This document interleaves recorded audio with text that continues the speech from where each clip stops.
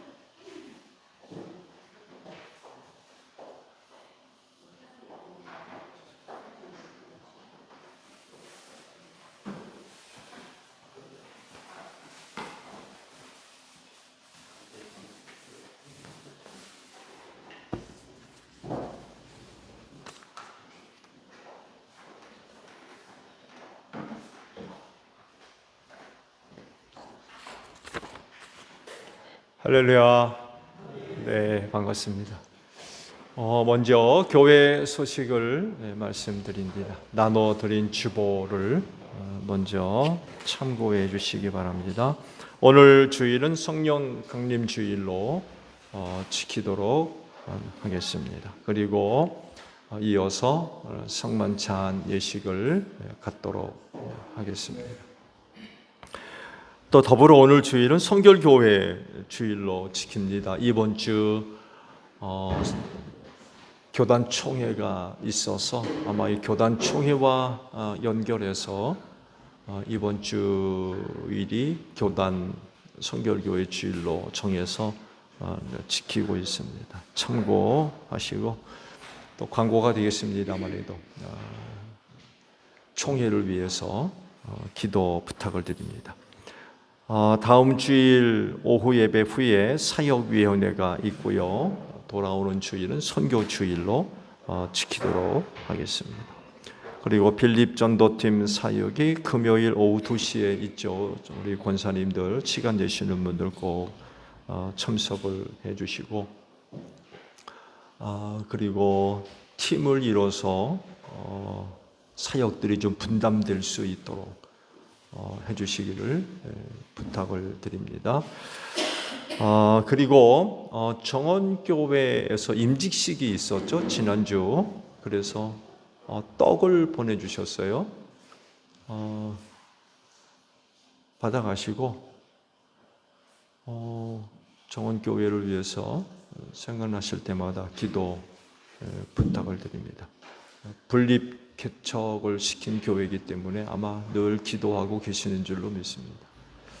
특별히 세움받은 종들을 위해서도 기도해 주시기를 바랍니다. 총회 광고입니다. 말씀을 드린 대로 120년차 교단 총회가 26일에서 28일까지 신길교회에서 갖게 되었습니다. 기도 부탁을 드립니다. 자, 우리 옆에 있는 분들과 인사합시다. 주 이름으로 사랑합니다. 은혜 많이 받읍시다.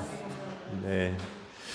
자, 우리 다 함께 경배 찬양 부르며 아버지 앞에 나아갑니다.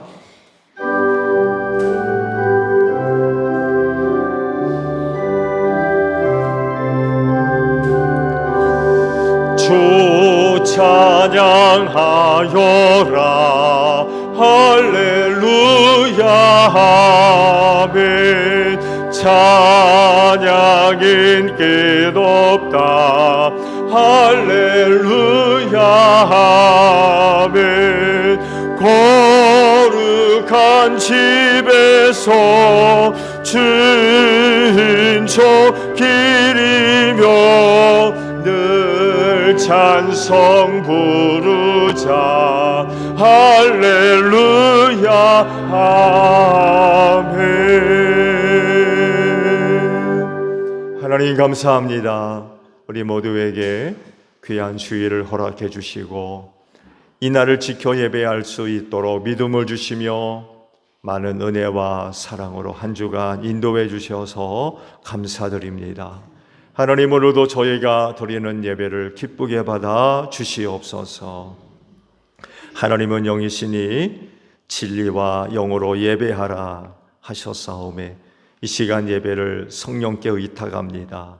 기름 부으심으로 함께 하셔서 영적인 예배가 되게 하시고 주님이 약속대로 둘셋 내 이름으로 모인 곳에 내가 함께 하리라 하셨사오니 우리 모임 가운데 주님 함께 하셔서 진리의 예배가 되어져서 하나님께서 기뻐 받으실 만한 귀한 예배로 드려지게 하옵소서.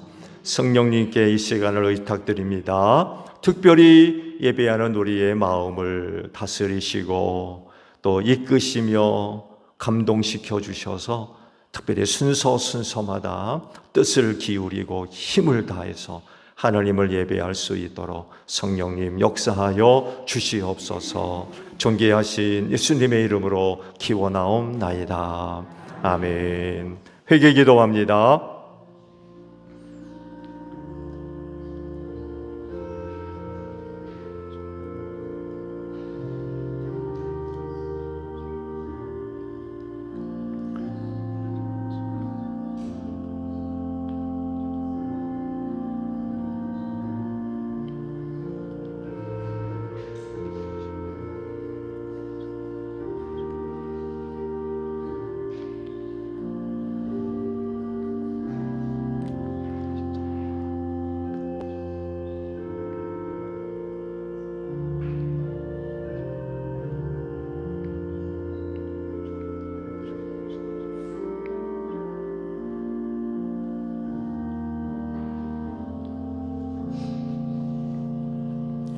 오라 우리가 서로 변론하자. 너희 죄가 주홍 같을지라도 눈과 같이 희어질 것이요 진홍같이 붉을지라도 양털같이 되리라. 이 말씀대로 진심으로 회개한 여러분의 모든 죄를 예수 그리스도의 십자가의 은혜로 용서하셨습니다.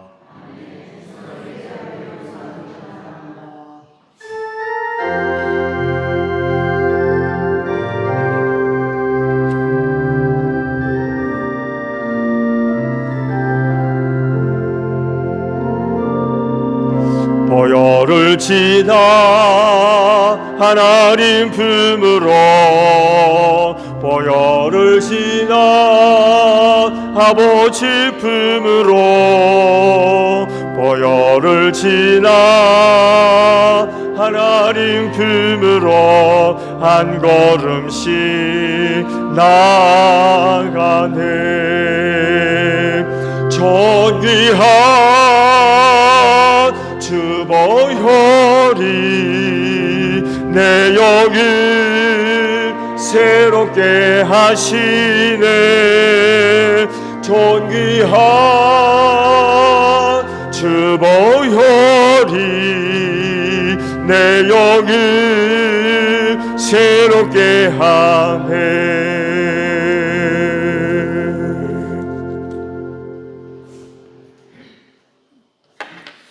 공동 기도문으로 드리겠습니다. 태초에 수면 위를 운행하셨던 창조주 성령님이시여, 성령님의 숨결로부터 만물이 생명을 얻어 싸우며 성령님께서 아니 계시면 모든 생명은 먼지로 돌아갈 수밖에 없나이다.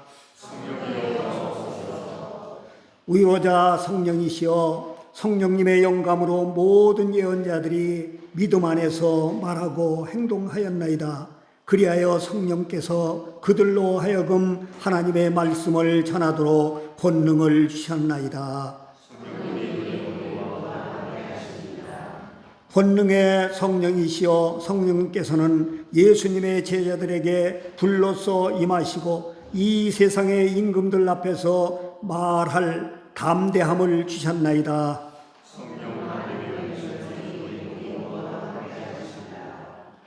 성결케 하시는 성령이시여, 성령께서는 우리들을 하나님의 자녀로 삼으시고 주님 존전에서 거룩한 성전이 되게 하셨나이다.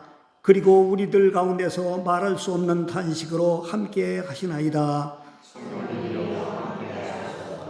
생명을 주시는 성령이시여, 성령께서는 교회를 거룩하게 하시며 인도하십니다. 성령께서는 지혜와 명철의 영을 주시며 위로와 강건함의 영을 주시고 지식과 경건의 영을 주시며 주님을 두려워하는 영을 주시나이다.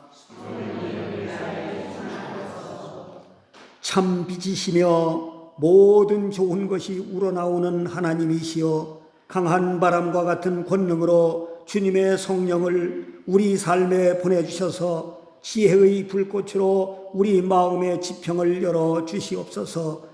예수님의 이름으로 기도합니다. 아멘.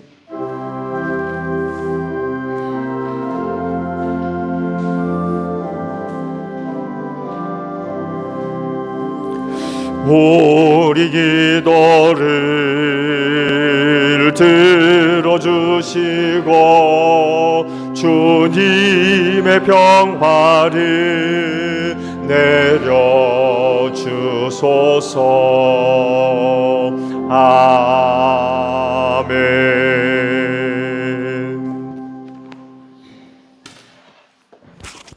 성령 감진절 성서 독서입니다. 제1독서는 민수기 11장 24절부터 30절입니다. 모세가 나가서 주님께서 하신 말씀을 백성에게 전달하였다. 그는 백성의 장로들 가운데서 70명을 불러 모아 그들을 장막에 둘러세웠다. 그래서 그분을 역사하여 모세와 더불어 말씀하시고 모세에게 내린 장로들 이름을 내리셨다. 그들을 위해 데려온 그들이 예언하였다. 이것은 처음이자 마지막이다. 그들은 다시 예언하였다. 그런데 두 남자가 진 안에 남아 있었다. 하나의 이름은 엘다시고 다른 하나의 이름은 메닷이었다. 그들은 명단에 올라있던 이들이지만 장막으로 가지 않았다. 그런데 영이 그들 위로 내려와 머물자 그들도 진에서 예언하였다. 한숨이 모세에게 내려와서 메닷과 메닷이 진에서 예언하였다고 말했다. 그러자 젊었을 때부터 모세를 곁에서 모셔온 눈의 아들 여호수아가 나서서 모세에게 말하였다. 어른께서는 이 일을 말리셔야 합니다. 그러자 모세가 그들에게 말하였다. 내가 나를 두고 질투하느냐. 나는 오히려 하나님께서 주님의 백성에게 그 영광을 주셔서 우리 모두에게 합독하시겠습니다. 모세와 이스라엘 장로들은 함께 진으로 돌아왔다.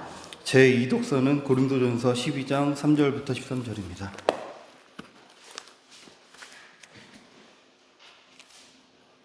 그러므로 나는 여러분에게 알려드립니다. 하나님의 영으로 말하는 사람은 아무도 예수는 저주를 받아라 하고 말할 수 없고, 또 성령을 힘입지 않고서는 아무도 예수는 주님이시다 하고 말할 수 없습니다.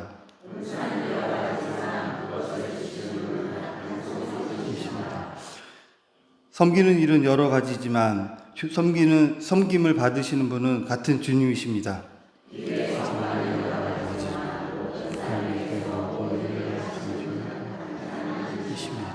각 사람에게 성령을 나타내 주시는 것은 공동이익을 위한 것입니다.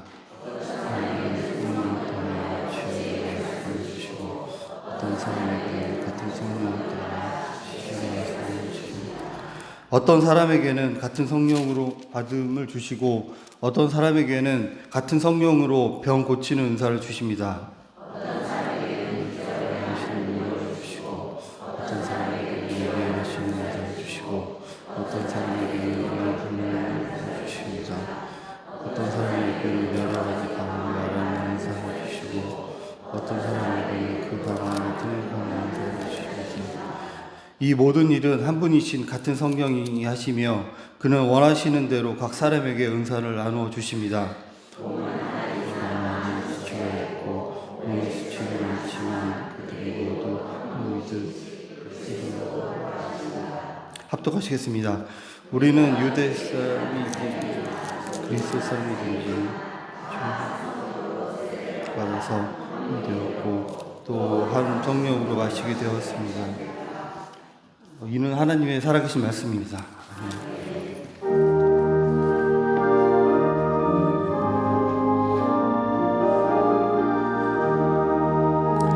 주님의 귀한 말씀은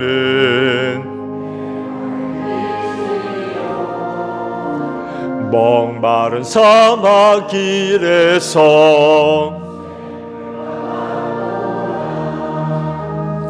굶주린 나의 영혼을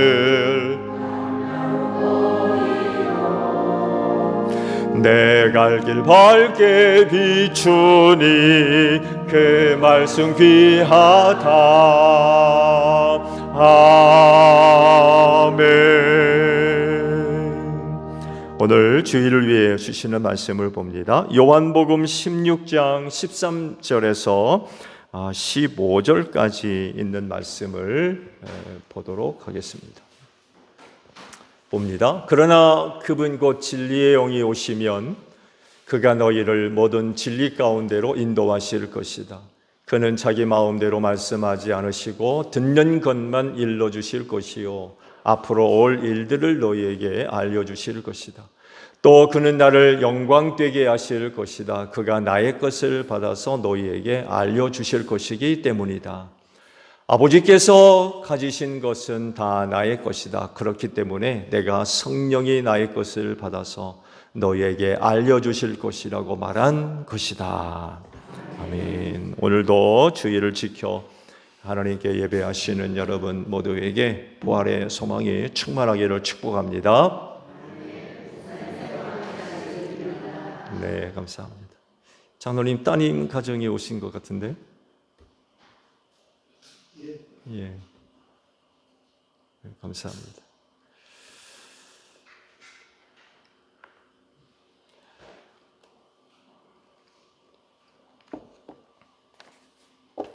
오늘 성령 강림 주일로 지키게 되었습니다. 그래서 본문의 말씀을 선택해서 성령과 관련된 말씀을 드리려고 합니다. 성령님을 왜 보내려고 하시죠? 제자들 입장에서 보면 성령이 누군지 몰라요. 그렇죠? 아직 안 받았어요. 성령을 보내겠다고 하시는데 누군지 몰라요. 그리고 성령을 받는다는 게 뭔지 아직 몰라요. 의문에 쌓여 있는 말씀을 하셨던 거예요.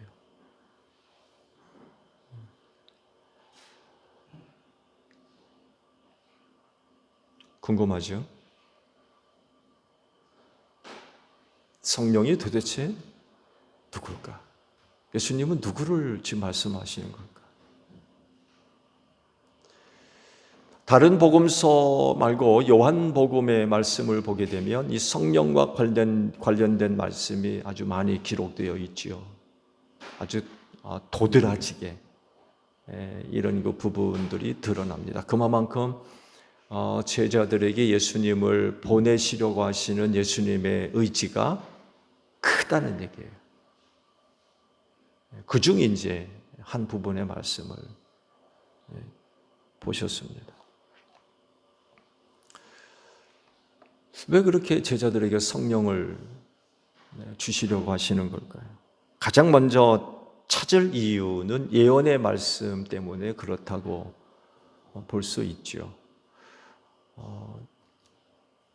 요엘서의 말씀을 보게 되면 요엘서 2장 28절에서 29절까지의 말씀을 보게 되면 이런 예언이 되어졌죠. 고맙습니다. 그런 다음에 내가 모든 사람에게 나의 영을 부어주겠다. 너희의 아들, 딸은 예언을 하고 노인들은 꿈을 꾸고 젊은이들은 환상을 볼 것이다. 그때가 되면 종들에게까지도 남녀를 가리지 않고 나의 영을 부어주겠다. 요엘서에 이와 같은 예언이 되어졌어요. 그래서 이런 예언의 말씀을 성취해야 되죠. 그 말씀이 이루어져야 돼요. 그리고 때가 이른 거죠. 이 말씀이 이루어질 때가 다가왔던 거예요. 그래서 제자들에게 성령을 보내겠다라고 말씀을 하시는 겁니다. 그리고 오순절날, 오늘 오순절날 주의 제자들에게 주의 성령이 임하게 되었죠. 두 번째 이유를 찾는다고 하면 상호 관계성이라고 설명을 할 수 있을 것 같아요. 즉 앞으로 제자들이 감당해야 할 사역과 그리고 성령께서 하시는 일 사이에 아주 긴밀한 연관 관계가 있다는 것입니다. 여러분, 제자들이 앞으로 해야 할 일이 뭐예요? 복음 들고 땅끝까지 가야 되거든요. 그리고 이 일을 돕는 분이 누구예요?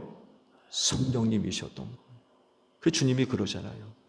너희에게 성령이 임하면 능력을 얻고 그래서 복음 들고 땅끝까지 가서 내 증인이 될 거다라고 말씀을 하셨거든요.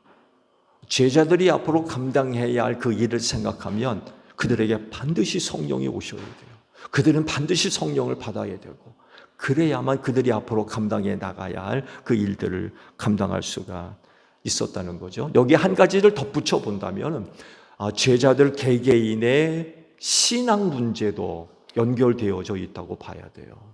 곧 제자들로서 예수를 믿는 믿음에 있어서 온전함을 이루어야 그 일들을 감당할 수가 있거든요. 여러분 생각해 보세요. 그 일을 감당해야 할 사람들이 예수를 믿는 믿음이 없어요. 그럼 그 일을 하겠습니까? 그 예수를 믿는 믿음이 온전하지 못하면 복음 들고 땅끝까지 어떻게 가냐고요.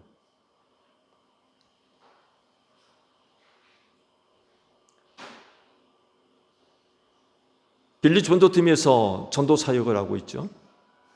외국으로 나가지도 않고 우리 근방에서 지금 전도를 하고 있는데 쉽지 않습니다.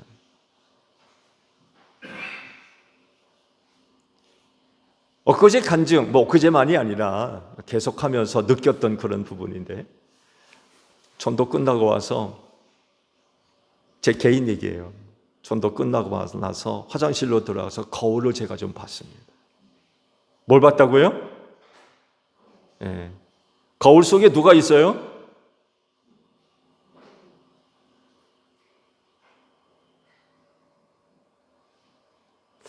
내 모습이 어떤가?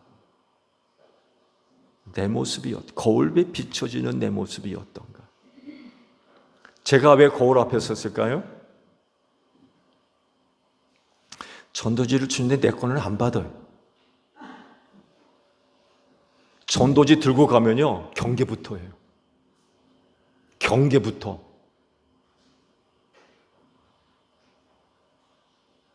근데 권사님이 주는 건 넙죽넙죽 잡아. 내가 어떻게 생겼길래 이러나 도대체.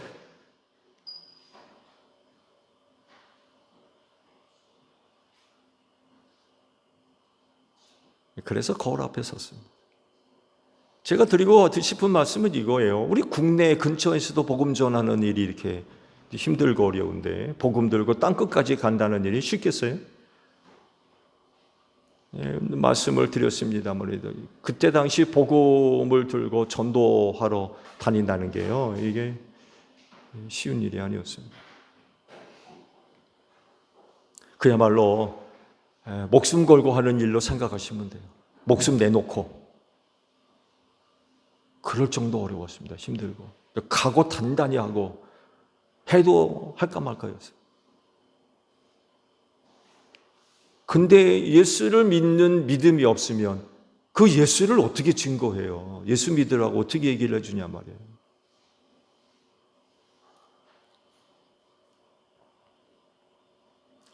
그래서 성령을 받아야 돼요. 이런 일들이 개개인의 어떤 상태나 혹은 능력에 좌우될 수가 없죠. 그건 위로부터 임하는 은혜가 꼭 있어야 됩니다. 사람의 일이 아니라 하나님께 속한 일이기 때문에 더더욱 그렇습니다. 한 사람이 갖고 있는 어떤 능력이나 재주에 의해서 이런 일들이 가능하다면 자기 개발하면 됩니다. 자기 개발. 자기를 열심히 개발시키고 훈련하고 준비하면 일이 가능하겠죠. 근데 그렇게 할 수 있는 일이 아니라는 거예요. 위로부터 임하는 은혜가 꼭 있어야 되는데, 위로부터 임하는 은혜가 뭐냐? 성령을 받아야 된다는 것입니다. 그래서 예수님이 그렇게 제자들한테 성령을 보내주시려고 그러셨던 거예요. 하나님께서 성령을 보내시는 일은 그때만의 일이 아니었죠. 구약시대 오래전에도 하나님께서 사람들에게 성령을 보내주셨습니다. 다른 점이 있다고 한다면 소수의 특정한 사람들에게만 주셨어요. 남녀 모든 종들이 아닌 소수의 특정한 사람들. 그런 사람들에게 성령을 주셔서 하나님께서 맡기신 일들, 그들이 감당해 나가야 할 일들을 감당케 하셨던 거죠. 족장들, 또 사사들, 선지자, 왕, 제사장, 이런 사람들. 이런 사람들이 하나님의 영을 받아서 그 시대에 하나님의 뜻을 이루어 갔던 거죠. 예수님도 마찬가지예요. 예수님도. 요한복음 3장 34절의 말씀을 보게 되면, 네, 고맙습니다. 하나님께서 보내신 이 예수죠. 하나님의 말씀을 전한다. 그것은 하나님께서 그에게 성령을 아낌없이 주시기 때문이다. 개역 성경을 보게 되면 이렇게 번역을 해요. 한량없이 주셨다. 한량없이 주셨다. 그래서 하나님의 말씀을 한다는 거예요. 예수님도 성령을 받은 분들입니다. 그래서 그 일을 감당할 수가 있었던 거죠. 제자들은 말할 것도 없어요. 그들에게 성령을 주시려고 하시는 이유, 그들이 감당해야 할 일들을 잘 감당케 하시려고 주시려고 하신 거죠. 그러면 받아야 되겠습니까? 말아야 되겠습니까?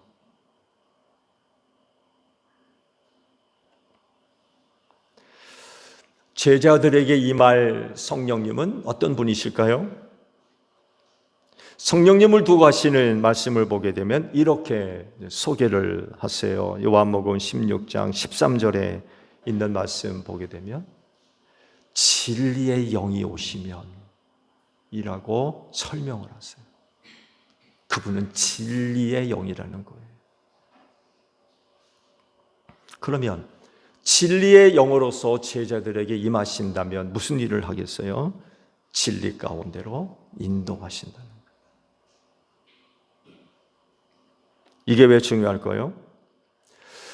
제자들이 당시 속해 있던 세대는요, 두 가지의 거대한 세력들이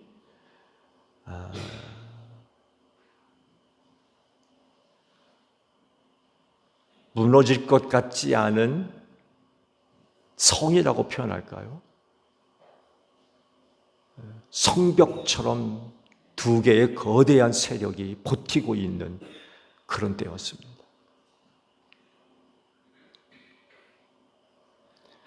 이 세력을, 이 성벽을 넘어가야 돼요.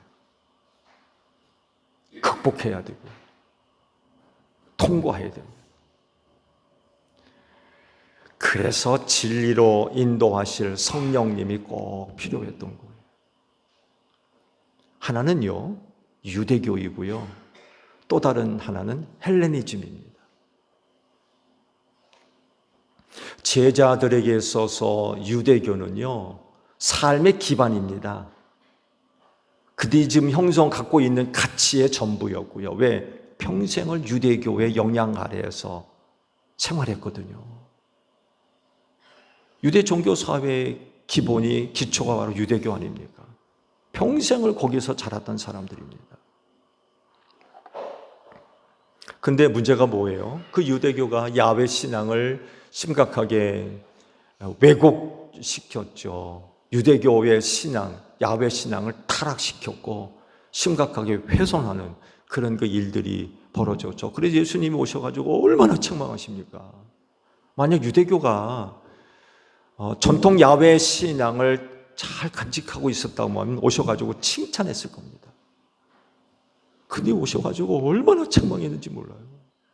왜? 잘못됐거든요. 근데 문제는 뭐예요? 제자들이 그 유대교 바탕 위에서 살아왔다는 거예요.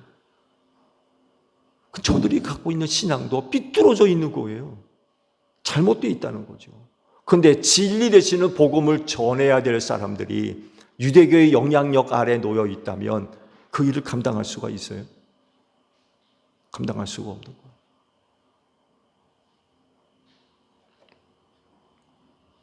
예수를 따르는 진리의 길로 계속해서 나가야 되는데 유대교의 그 발목에 붙들려가지고 걸려 넘어지고 자빠지고 앞으로 나아가지 못하는 이런 일들이 일어나면 안 되잖아요.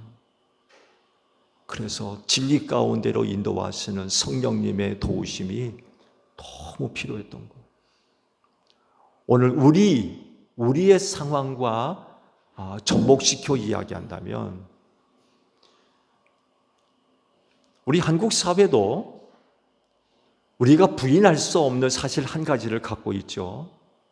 우리 한국 사회의 전통 문화가 뭐예요? 유교 문화입니다. 여러분, 기독교 들어온 지 얼마 안 돼요. 유교 문화 속에서 형성되어 있는 가치들, 이런 것들이 기독교의 새로운 가치들과 충돌을 일으키는 부분들이 얼마나 많이 있는지 몰라요. 뿌리 내리고 가치를 형성하고 문화를 갖고 있는 이런 그 기존 바탕 위에 새로운 문화가 들어왔을 땐 충돌이 일어날 수밖에 없어요. 그리고 그런 그 유교 문화의 그런 가치들이 슬며시 교회 안으로 들어와 있는 것들도 많이 있습니다. 성경적이냐라고 물어봤을 때 대답을 못해요. 성경적인 근거가 없는 거예요. 그러나 그럼에도 불구하고 한국 기독교가 어떤 신앙의 내용들로 지키고 있고 따라가고 있는 그런 영역들이 있거든요. 제자들의 입장도 마찬가지로 평생을 유대교에서 자란 사람들이었기 때문에 예수를 믿는 믿음 진리로 나아가야 되는데 발목을 자꾸 붙잡는 거예요. 그래서 성령님의 인도하심이 절실하게 필요했던 그런 사람들이었던 거죠. 또 다른 하나는요, 헬레니즘입니다. 헬레니즘의 영향이 당시 그 유대 사회의 밀물처럼 밀어닥쳤습니다. 막을 수가 없었어요. 인본주의죠. 그래서 유대 종교 사회가 얼마나 위기를 겪었는지 그냥 뿌리채 흔들리는 이런 위기 가운데 놓여 있었습니다. 예수님 시대도 뭐 말할 것도 없습니다. 신앙력 위기죠. 헬레니즘이 밀물들만 밀려 들어오니까 전통 유대 종교 사회의 신앙이 그냥 뿌리채 흔들리는 거예요.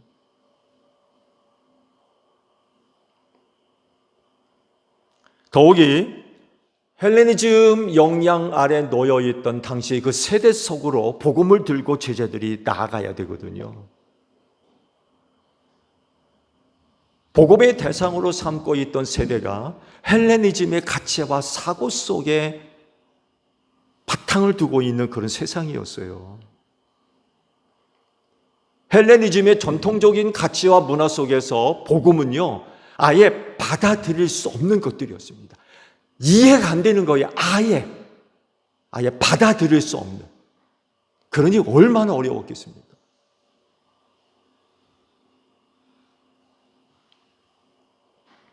그래서 실제적으로 사회의 현장 속에서 얼마나 많은 충돌과 갈등이 일어났는지 몰라요.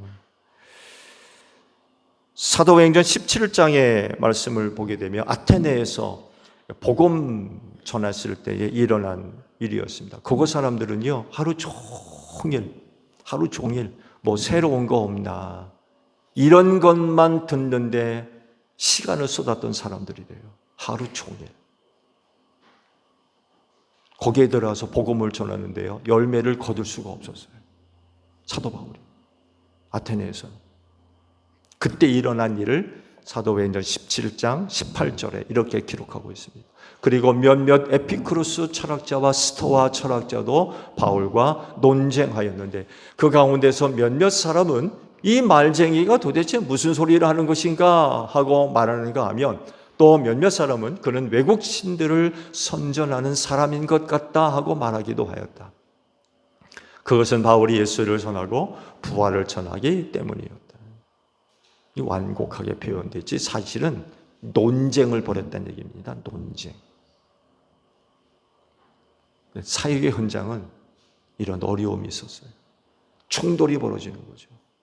바울이 전하는 말씀 못 받아들이는 거예요. 받아들일 수가 없었다. 그런 사람들을 이해시키려니 얼마나 어려웠겠습니까?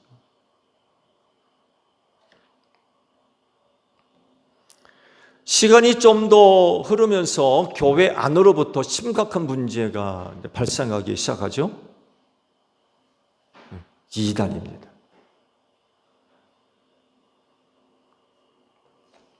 거짓 교사들과 거짓 선지자들이 나타나서 교회를 흔들고 신도들을 유혹하기 시작했습니다.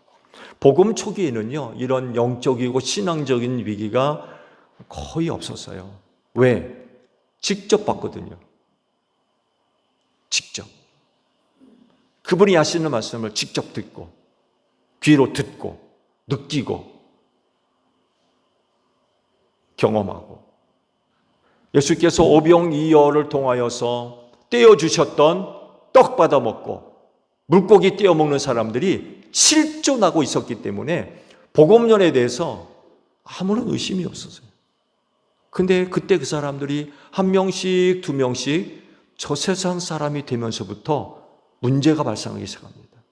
그거 진짜 맞아?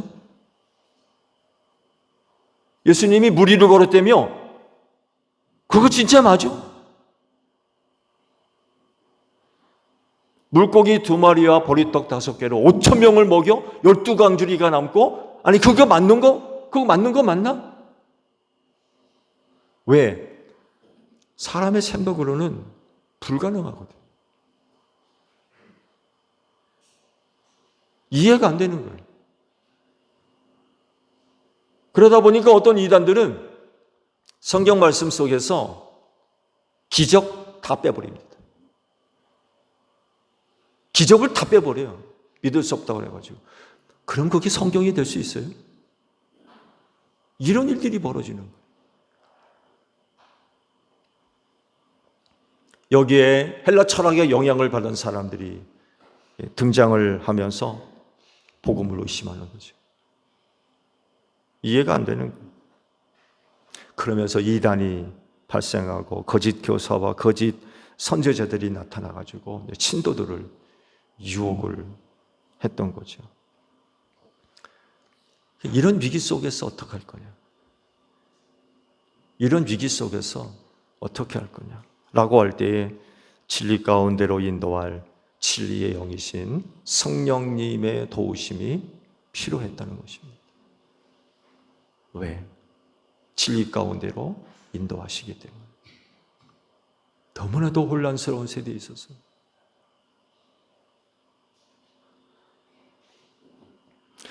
종말의 때와 관련해서 예수님이 이런 예언의 말씀을 하시기도 했죠. 마태복음 24장에 있는 말씀을 보게 되면 앞으로 있을 일들에 대한 예언의 말씀들을 집중적으로 말씀을 하셨죠. 4절 말씀을 보세요. 예수께서 그들에게 말씀하셨다. 누구에게도 속지 않도록 조심해라. 이 마지막 때 누구에게도 속지 않도록 조심해라. 11절에 있는 말씀을 보게 되면 또 거짓 예언자들이 많이 일어나서 많은 사람을 홀릴 것이다. 그런 말씀을 하셨고요. 24절에 네, 고맙습니다. 거짓 그리스도들과 거짓 예언자들이 일어나서 큰 표징과 기적을 일으키면서 할 수만 있으면 선택받은 사람들까지도 홀릴 것이다. 선택받은 사람들이 누구예요? 예수 믿는 사람들이에요. 표징까지 행한대요. 표징, 그냥 기적이 아니라 표징까지 행한대요. 그러다 보니까 선택받은 사람들까지 홀딱 넘어가는 거예요. 진짜인 줄 알고.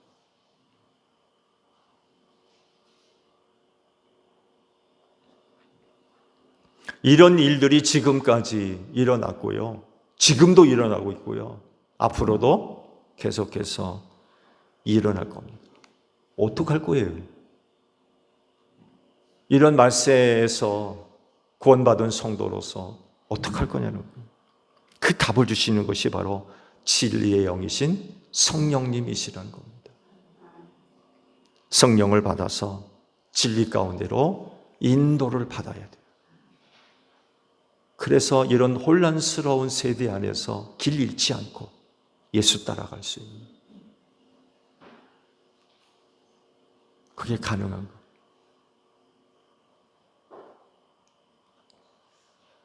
근데 조심할 게 있어요. 뭘 조심하느냐? 거짓 영, 곧 사탄의 영도 역사하기 때문에 그래요.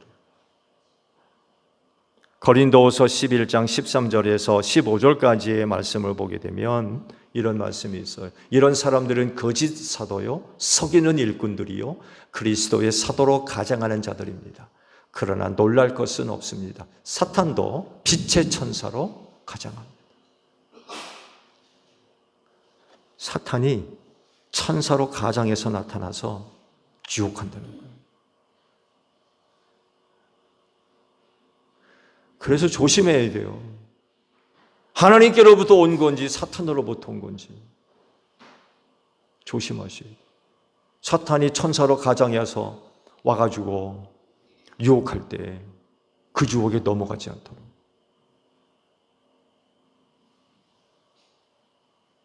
그리고 실제로 많은 사람들이 천사로 가장한 사탄에게 속아가지고 2단에 빠지고 3단에 빠지고 2단의 우두머리가 되고 그런 사람들을 얼마나 많이 있는지 몰라요. 그래서 조심해야 돼요. 보여준다고 다 믿으면 안 돼요. 들었다고 다 믿어도 안 되고요. 내가 뭔가를 느꼈다고 해서 다 믿어도 안 돼요.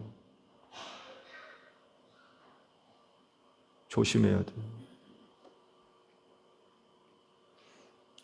요한일서 4장 1절에서 3절까지 있는 말씀을 보게 되면 사랑하는 여러분, 어느 영이든지 다 믿지 말고 그 영들이 하나님에게서 났는가를 시험하여 보십시오. 거짓 예언자가 세상에 많이 나타났기 때문입니다. 여러분은 하나님의 영을 이것으로 알 수 있습니다. 곧 예수 그리스도께서 육신을 입고 오셨음을 시인하는 영은 다 하나님에게서 난 영입니다.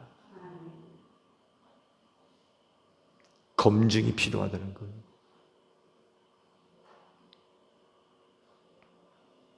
디모데전서 4장 1절에서 2절까지의 말씀, 또 이런 말씀도 하세요. 성령께서 환히 말씀하십니다. 마지막 때 어떤 사람들은 믿음에서 떠나 속이는 영과 악마의 교훈을 따를 것입니다. 그러한 교훈은 그 양심에 낙인이 찍힌 거짓말장이의 속음미소에서 나오는 것입니다. 근데 이걸 모른다는 거예요. 그게 거짓말인지 여기에 속아가지고 그게 진짜 신앙인 줄 알고.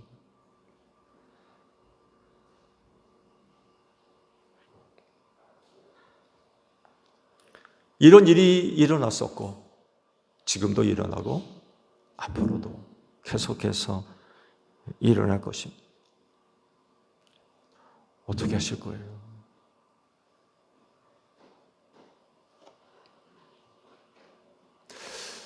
세상엔 수많은 진리라고 하는 것들이 있습니다. 그리고 많은 사람들이 그 진리를 쫓아 삽니다. 나름 진리를 쫓아 삽니다. 근데요, 그 수많은 진리 가운데 우리를 죄와 사망에서 구원할 진리는 하나밖에 없습니다. 뭐예요? 예수 그리스도. 우리가 얻은 이름 가운데 죄와 사망에서 구원할 이름은 예수 그리스도 이외에는 어떤 이름도 우리가 얻은 일이 없다고 분명하게 말씀하십니다. 죄와 사망에서 구원할 진리, 예수 하나밖에 없습니다.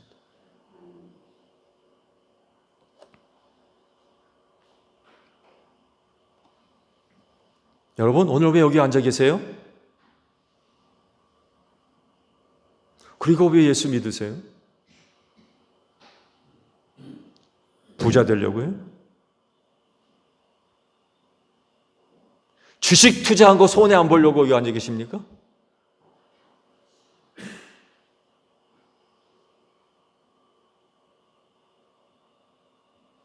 아니면 사업하는 거 잘 되려고? 자식들 잘 되게 하려고?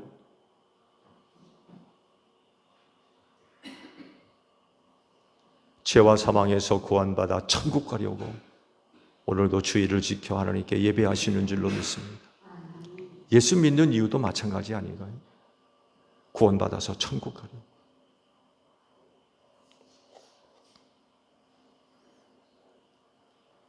하나님의 나라를 향하여서 나아가고 계신 줄로 믿습니다. 그렇다고 하면 진리의 영이신 성령님의 인도를 받으십시오. 꼭 우리가 천성을 향해서 나아가고 있는 사람들이라고 하면 반드시 성령의 인도를 받으셔야 됩니다. 그분은 진리의 영으로서 우리를 진리 가운데로 인도하신다고 그랬어요. 얼마나 혼란스러운 일들이 많이 있는지 몰라요. 죄와 사망에서 구원할 길은 하나밖에 없음에도 불구하고 또 다른 데가 있다는 거예요. 그러면서 우리를 유혹하기 위해서 얼마나 놀라운 일들을 행하는지 몰라요. 유혹하려고. 진리의 영이신 성령님의 인도를 받지 않으면 딴 길 갑니다. 딴 길.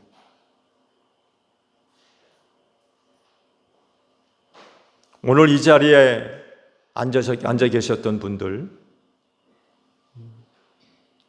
절대로 딴 길 가지 않을 줄로 믿습니다. 딴 길 가서도 안 돼요. 우리가 그러려면 진리의 영이신 성령님의 인도를 받아야 돼요. 여러분 안에 성령님이 함께 계시는 줄로 믿습니다. 믿으십시오. 우리가 예수를 믿듯이 우리 안에 계신 성령님을 믿으셔야 돼요. 믿는 자 안에 성령께서 놀랍게 역사하실 줄로 믿습니다. 그리고 그 진리의 길 끝에서 우리 예수님 만나는 여러분들이 되시기를 축복합니다. 기도하겠습니다. 성령님은 진리의 영이시라 하셨습니다. 그래서 성령을 받은 자들을 진리 가운데로 인도하십니다. 그 진리의 길 끝에 우리 예수님 계시는 줄로 믿습니다. 우리가 예수 믿어 구원받은 사람들로서 천국을 향하여서 나아가고 있는데 성령님, 우리를 진리 가운데로 인도하여 주시옵소서. 오늘 세대에 신앙적이고 영적인 혼란스러운 일들이 얼마나 많이 일어나고 있는지 모릅니다. 그 많은 사람들이 미혹을 받아서 딴 길 가는 사람들 또 얼마나 많이 있는지 모릅니다. 성령님, 우리를 도와주시옵소서. 우리의 연약함을 고백합니다. 성령께서 우리를 진리 가운데로 인도해 주지 아니하시면 우리가 어디로 가겠습니까? 갈 길 몰라 헤매는 일이 일어나지 않게 하시고 그 진리의 길 끝에서 우리 예수님 만나는 제1교회 모든 성도들이 되어질 수 있도록 성령이여 우리를 진리 가운데로 인도하여 주시옵소서. 예수님의 이름으로 기도하옵나이다. 아멘.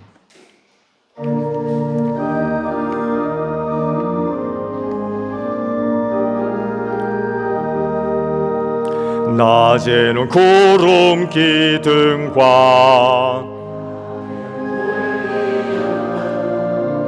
주 백성 앞에 나타나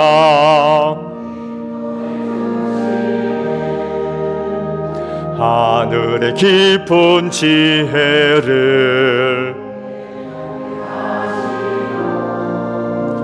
주 말씀 밝히 알도록 늘 도와주소서. 아멘. 주신 말씀 우리 생각하며 화답 찬양 우리 하나님께 드립니다.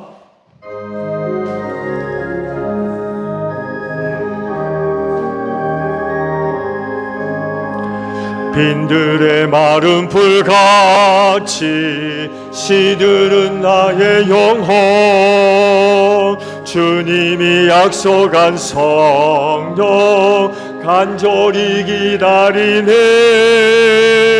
가물어 메마른 땅에 단비를 내리시듯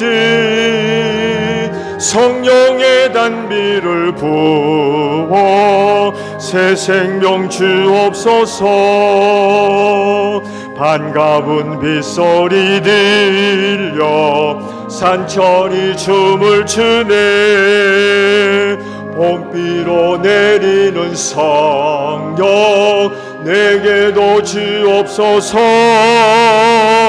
가물어 메마른 땅에 단비를 내리시듯 성령의 단비를 부어 새 생명 주옵소서.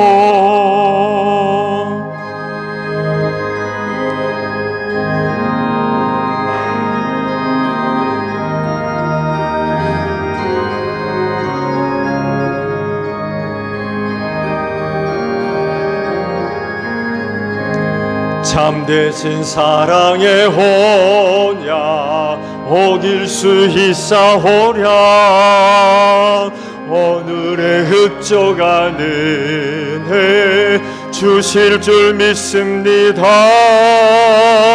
가물어 메마른 땅에 단비를 내리시듯 성령의 단비를 부어 새 생명 주옵소서. 아멘.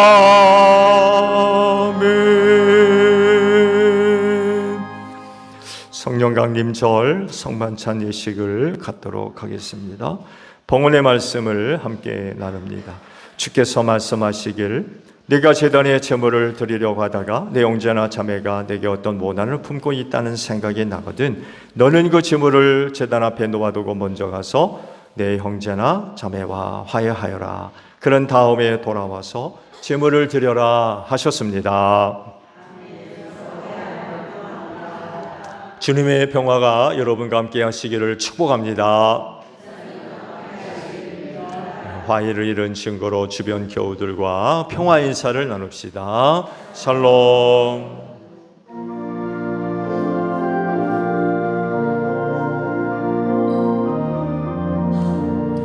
하나님 어린 양 세상의 죄를 없애시는 주여, 하나님 어린 양 세상의 죄를 없애시는 주여,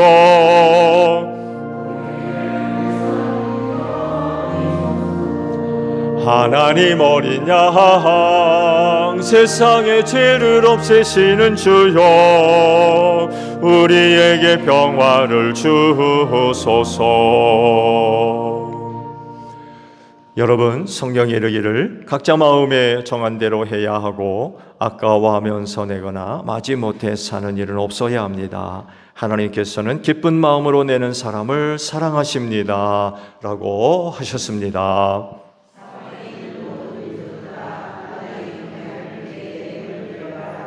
아멘.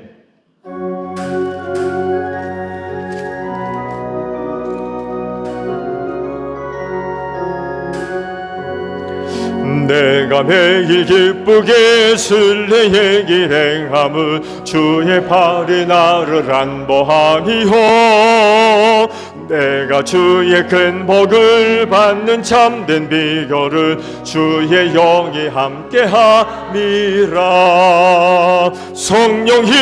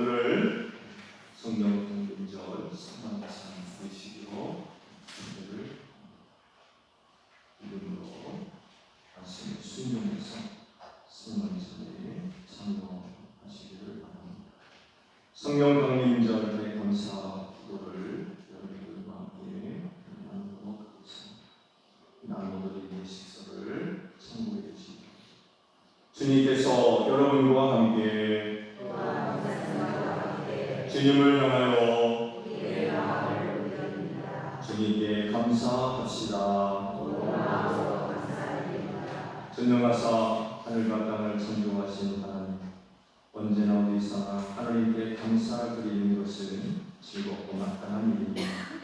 태초에 하나님의 신이 생명일을 운행하셨습니다.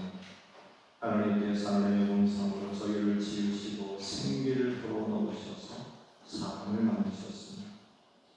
하나님의 성령께서 예언자들과 교사들에게 임하시고 그들에게 기름을 부으사 하나님의 말씀을 정하게 하셨습니다. 뿐만 아니라 주를 믿는 모든 이들에게 성령을 주사 몸된 교회의 지체로 삼으시고 주님의 뜻을 감당하게 하셨습니다. 보혜사 성령님을 보내주신 하나님, 저희들에게 성령 충만한 은혜를 주사 성결의 은혜를 체험하게 하옵소서. 그러므로 땅 위에 있는 모든 하나님의 백성들과 하늘에 있는 천군 천사들과 함께 하나님의 성화를 끊임없이 성취합니다.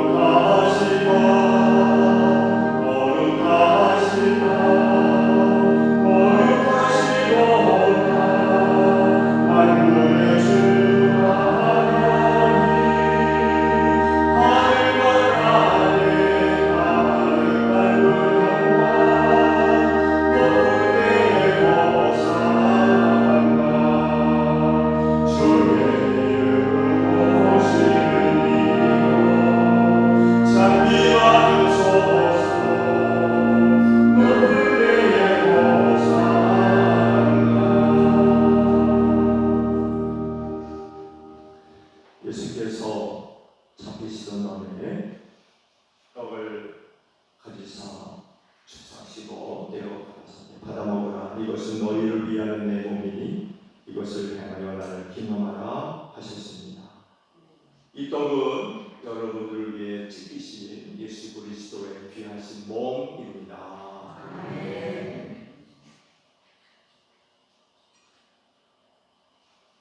식후에 또한 이와 같이 잔을 가지시고 가라사대 너희가 모두 이 잔을 받아 마시라.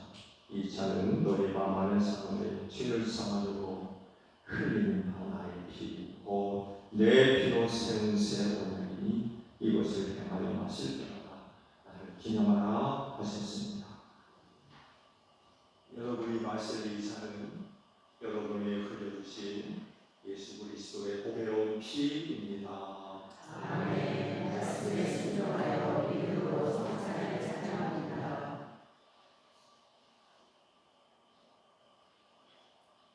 오 주님, 이 자리에 모인 저희들과 바쳐진 이 예물 위에 이 시간 성령님을 보내주시사 이 식탁을 거룩하게 하옵소서. 이것들이 저희를 위한 생명의 양식이 되게 하시고 여기에 참여하는 저희가 다 그리스도 안에서 하나가 되게 하옵소서. 그리스도를 통하여 그리스도와 함께 그리스도 안에서 성령의 하나 되게 하시는 모든 존귀와 영광이 세세토록 아버지께 있사옵나이다. 아멘.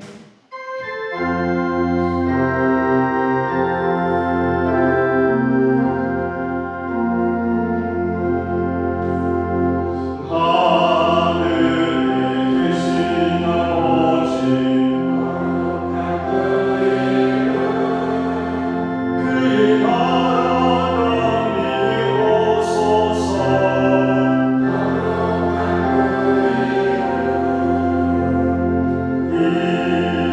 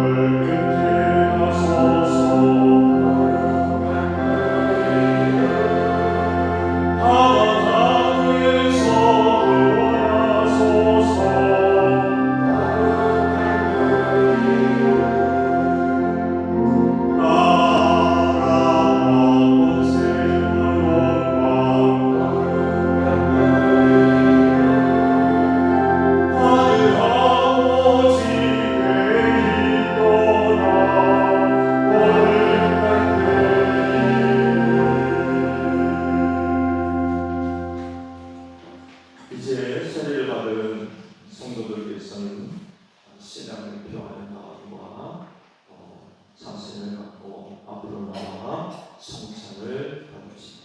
다 함께 성찬 찬양을 보내서 성찬을 준비를 합니다.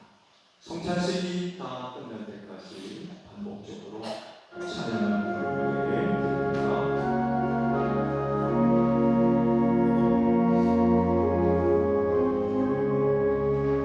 주님을 찬양하라 온 세상이여 주님을 찬양하라 온 세상이여 주님을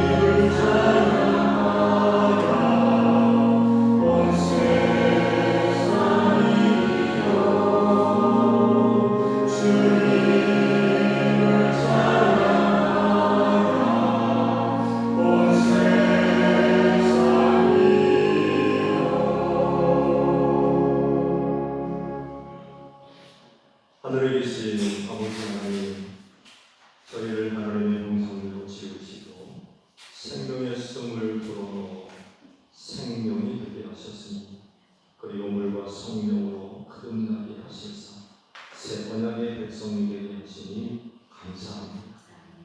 주님을 믿는 저희들에게 성령을 주사 성결하게 하시니 감사드립니다. 성결한 신도로서 세상을 살면서 구원의 길로 생명 길로 나아가게 하옵소서. 성령 충만한 삶을 통해 또한 세상을 이기는 자들이 되게 하옵소서.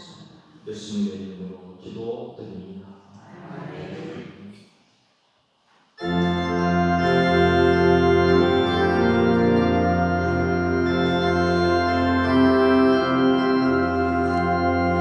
주님 말씀 이 진리 전파하라. 산을 넘고 물 건너 힘을 다해 복음의 빛 비춰라. 빛의 사자들이여 복음의 빛 비춰라. 죄로운 밤 밝게 비춰라. 빛의 사자들이여 너희는 온 천하를 다니며 만민에게 복음을 전하라.